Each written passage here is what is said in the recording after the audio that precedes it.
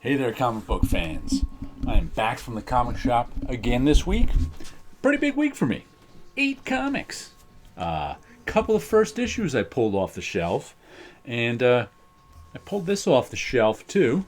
Birds of Prey, #1, Dollar Comics. I really haven't liked most of the Dollar Comics DC has done because they're just first parts to a 97-part story. But and actually, I read. I almost put this back before I looked at the credits because I read some of the Gail Simone Birds of Prey years ago, and I didn't really like it very much, but I had friends who really liked it, so I tried it out. So I was like, I didn't really want the Birds of Prey. Then I noticed this is a Chuck Dixon written one, so I didn't even realize he started off writing the series. There's also got some Greg Land artwork. I guess this is before Greg Land was photo referencing everything. So interesting. I think this is where Greg Land first got it, built his name up, was on Birds of Prey. But I never read any of the Chuck Dixon Greg Land stuff. So that got my interest for $1. I figured I'd give that a look. And then our other dollar book is one I was actually excited for.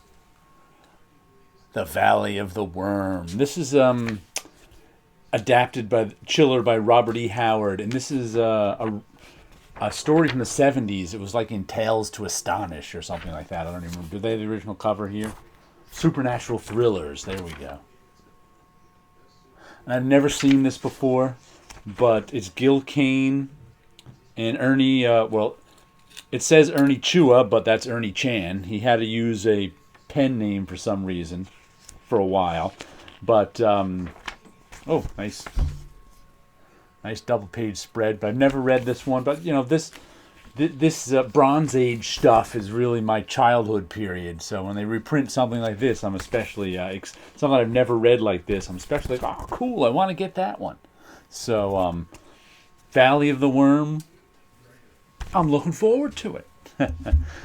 Marvel does these True Believers Dollar Comics right. They get some interest. I think this has to do with the Conan Serpent War stuff. So they find old interesting stuff that has to do with their new stuff to print. And don't like their new stuff, but their old interesting stuff I'll go for. Usagi Yojimbo #7.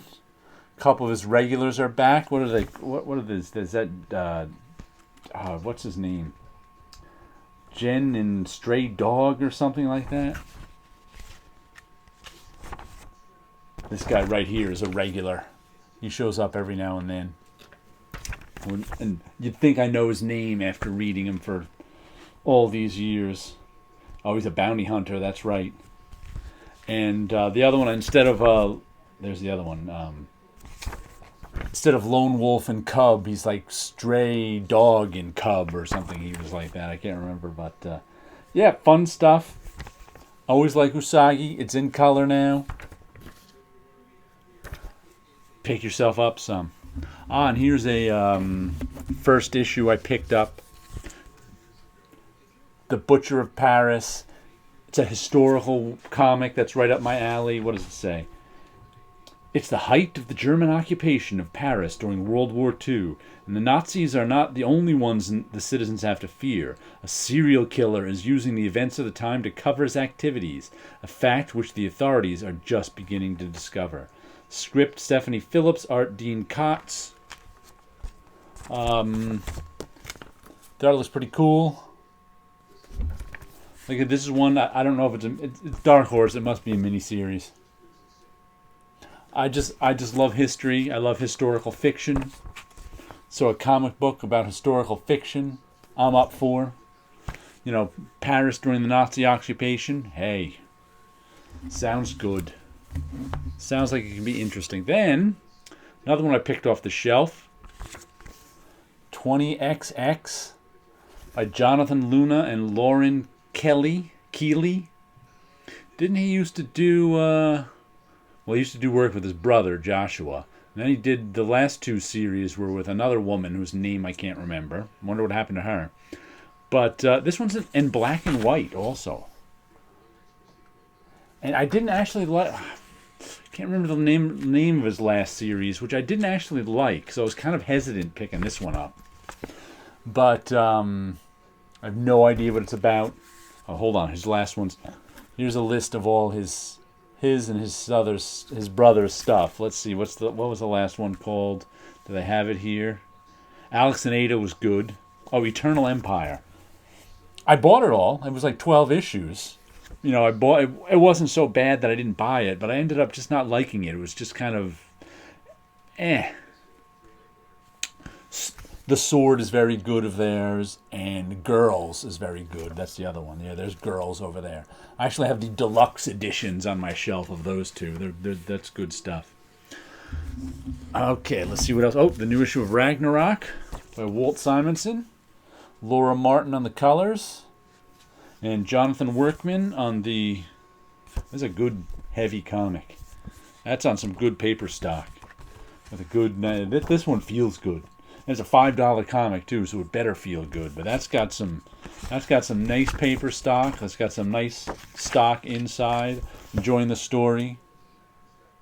It's a story about Thor missed Ragnarok. He was absent for Ragnarok through some mystical means, and that messed up the whole prophecy and everything. All the gods are dead, and all the villains, the gods' enemies, are still alive. And he woke up many, many years later, trying to figure out what happened. There's Thor over there with his lower jaw missing still. And it's just a fun adventure comic of Thor trying to, living in the future post Ragnarok. This sort of desolate landscape of what the earth became. And he's trying to figure out what happened. So, it's good stuff. This is the second series of, The Breaking of Helheim. The first one was 10, 12 issues, just called Ragnarok.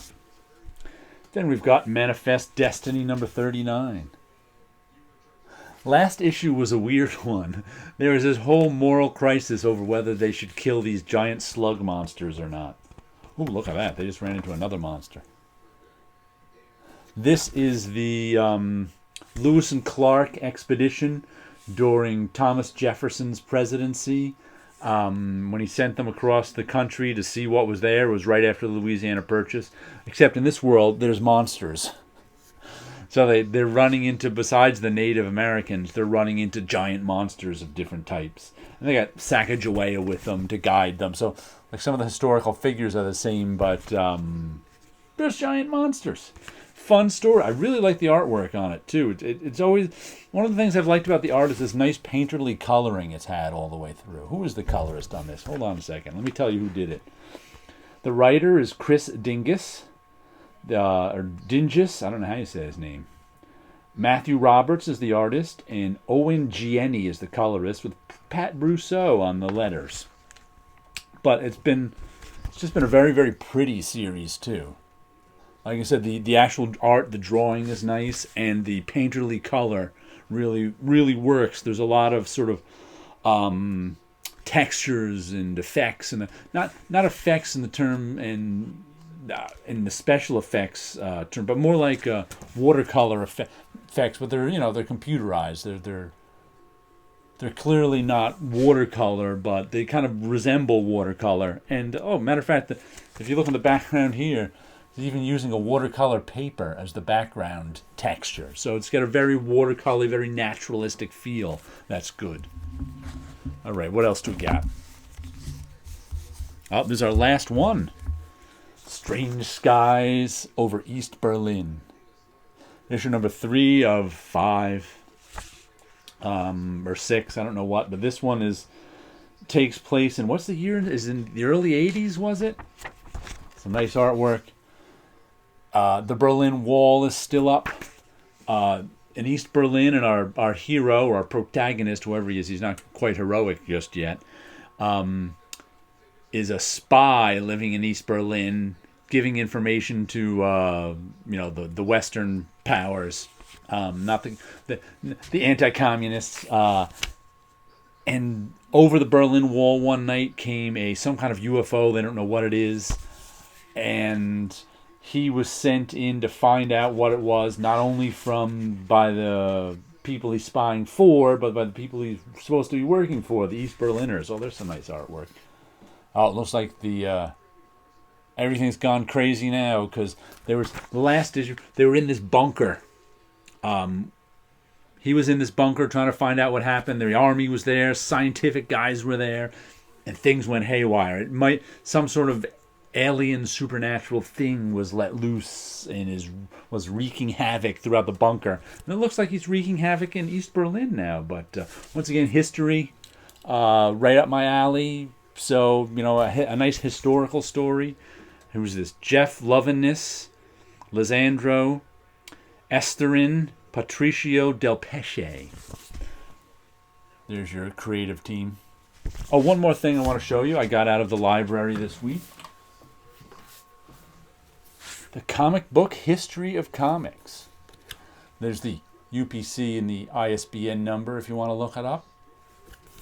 And it's a comic book history of comics. By who did it?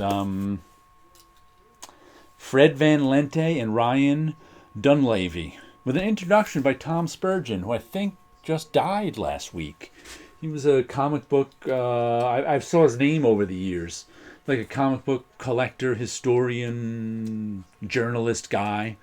Matter of fact, I think he was born the same year as me. I saw in his obituary headline or whatever. I was like, he I wrote a nice introduction for this. But this is pretty neat. Starts back before the days of comics and goes through artists, businessmen, the people behind all the comics, the trends in comics. Love comics were popular. I'm about halfway through. It's pretty dense too. It takes a while to get. There's a nice little map of where all the comic companies used to be. I think I read this on the train coming into. So that's about an hour's worth of reading right there. I think maybe a little more. So there's a lot of material in this book, and it's just a lot of fun.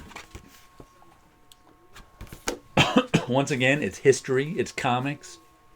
What else? What else do I want?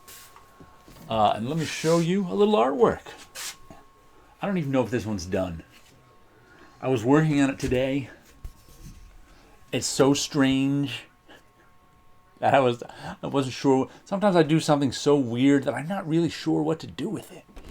And I was coloring, the ink drawing was already done. I was just coloring it today with the markers. That's what I was doing, and it's just a bizarre picture. One of my dreams of things covers, my faux comic book covers of a comic book made up of surrealist dream comics.